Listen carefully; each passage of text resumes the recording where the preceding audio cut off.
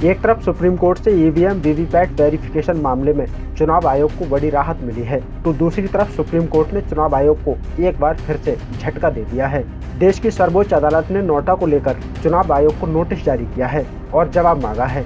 दरअसल supreme court में CJI D Y Chandrachud की अगुवाई वाली 3 जजों की बेंच नोटा पर डाली गई एक जनहित याचिका पर सुनवाई कर रही थी, जिसमें जस्टिस जेबी पारदीवाला और जस्टिस मनोज मिश्रा इस बेंच में शामिल थे। सुनवाई के बाद सीजीआई की बेंच ने चुनाव आयोग को नोटिस जारी किया है। अब बड़ा सवाल ये है कि आखिर सीजीआई की बेंच ने चुनाव आयोग को दूसरे फेज की वोटिंग के बीच नोटिस जारी क्यों किया है, तो चलिए जानते हैं। दरअसल सुप्रीम कोर्ट में नोटा से जुड़ी एक याचिका लगाई गई है। मशहूर लेखक शिव खेड़ा ने एक जनहित याचिका दायर की है और याचिका में मांग की गई है कि जिस सीट पर नोटा को सबसे ज्यादा वोट मिलते हैं उस सीट पर दोबारा से चुनाव कराया जाए। इसके साथ ही याचिका में कहा गया है कि नोटा से कम वोट पाने वाले उम्मीदवारों को 5 साल के लिए चुनाव लड़ने पर रोक लगा दी जाए। नोटा को काल्पनिक उम्मीदवार के तौर पर प्रचारित किया जाए।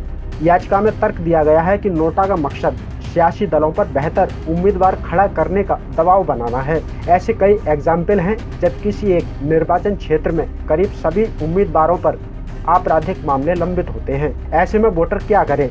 वोटर के हाथ में नोटा का एक शक्तिशाली हथियार है। शिव खेड़ा की तरफ से सुप्रीम कोर्ट में पेश हुए सीनियर वकील गोपाल शंकर नारायण ने सूरत लोकसभा सीट पर निर्विरोध जीत दर्ज करने के मामले का हवाला भी दिया। आपको बता दें कि सूरत लोकसभा सीट पर कांग्रेस उम्मीदवार का नामांकन खारिज हो गया था। इसके बाद बाकी उम्मीदवारों ने नाम वापस ले लिए और बीजेपी उम्मीदवार की निर्विरोध जीत हो गई। याचिका में कोर्ट से मांग की गई है कि वो चुनाव आयोग को इसको लेकर नियम बनाने के आदेश जारी करे कि अगर नोटा को बहुमत मिलता है तो उस क्षेत्र में दोबारा चुनाव कराया जाए।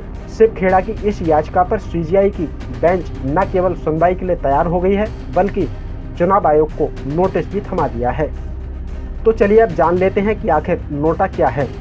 दरअसल नोटा यानी none of the above voting का ही एक ऑप्शन है, जिसके जरिए वोटर्स अपने उम्मीदवारों के प्रति वोट करने के दौरान असहमति जताते हैं। 2013 में चुनाव से नोटा को जोड़ा गया था। इसके लिए सुप्रीम कोर्ट ने निर्देश भी दिए थे, लेकिन इंडिया में नोटा राइट टू रिजेक्ट की जद में नहीं आता है। चुनाव में नोटा को लेकर फिलहाल ये रूल है कि अगर नोटा को ज्यादा वोट मिलते हैं तो सामने वाले उम्मीदवार को विजेता घोषित कर दिया जाता है। दरअसल सूरत में बीजेपी कैंडिडेट मुकेश दलाल की निर्विरोध जीत हुई थी।